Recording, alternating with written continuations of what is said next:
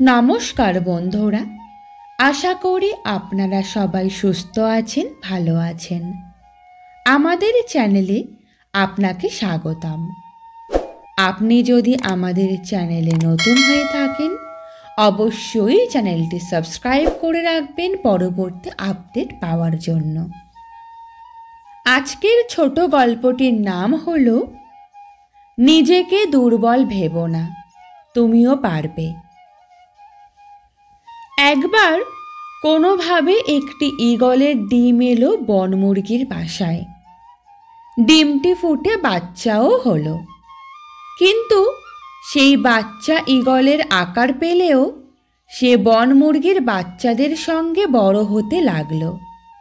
বনমোরগদের মতো মাটি থেকে 1-2 হাতের বেশি উড়তে শেখেনি, আবর্জনার মাঝেই খাবার খোঁজে।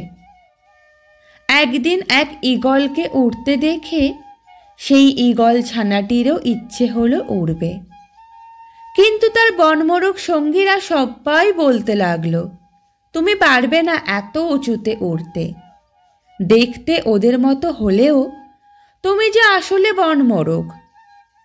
এইভাবে ঈগল ছানাটি বনমোরগের জীবন অতিবাহিত করে জীবন সাঙ্গ করল।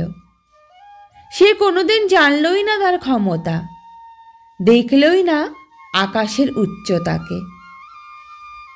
অনেক মানুষের জীবনের সঙ্গে মিলে যায় গল্পটি। পারিপার্শ্বিক মানুষের ভিড়ে, নেগেটিভ মানসিকতার মানুষের ভিড় থেকে অনেক ক্ষমতাশালী মানুষও অনেক সময়ও নিজের ক্ষমতার কথা জানতেই পারে না।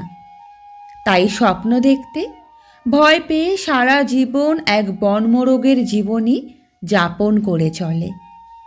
তাই ঈগলের মতো উঁচুতে উঠতে হবে, হীনমনের মানুষের থেকে দূরে সরে থাকতে হবে, স্বপ্ন দেখতে হবে, আর আপন বিশ্বাসে ভর করে এগিয়ে যেতে হবে।